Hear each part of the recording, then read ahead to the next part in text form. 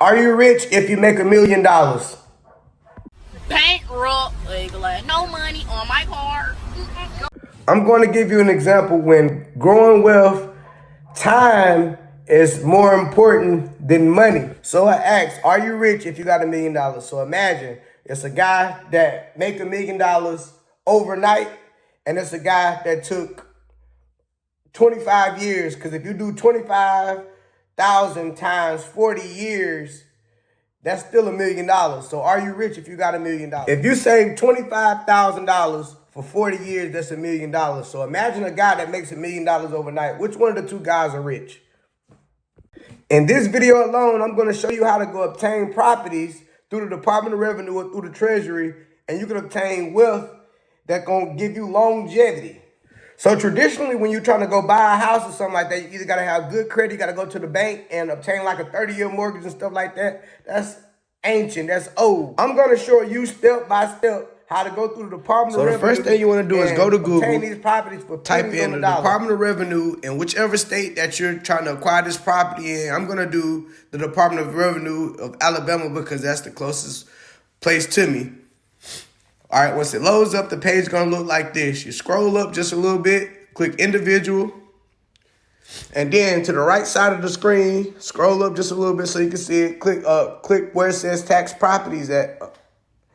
Right there, then you scroll up, then it's going to say tax delinquent properties. Click tax delinquent properties, and then it's going to come up to this screen right here. On this screen right here, it's going to pretty much tell you the counties or whatever. So you click which county you want to go to, scroll up. I'm going to click Mobile County because that's the county that I'm in. Click search.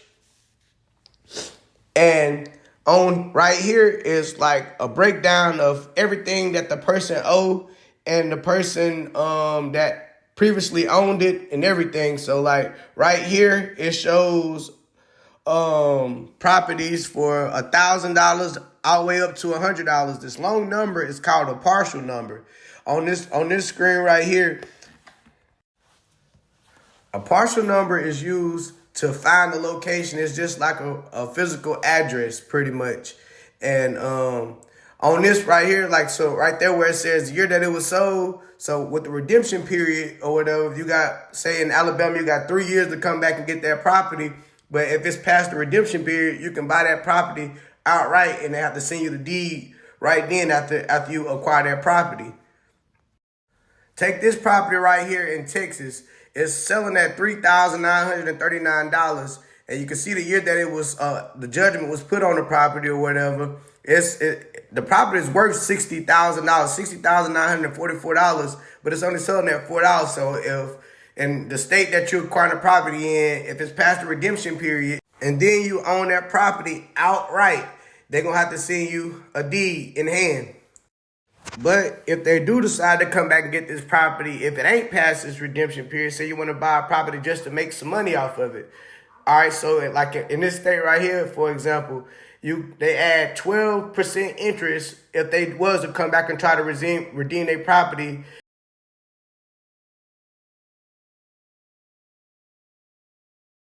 Pretty much in a nutshell, if you buy the property and they do decide to come back and get it, if it's past the redemption period, they're going to owe you money. They're going to owe you all the money that you spent plus interest or whatever. So you can't lose. Winner, chicken dinner. If you enjoyed this video, please give me a like, subscribe, come back and see me, turn your notification on so you won't miss none of the videos that I drop ever again. It's tax season. Make sure y'all go out and do something positive with y'all money. Don't just throw it away. I'm not telling you got to invest in these properties. I'll just give you some ideas. That's the message. Bye.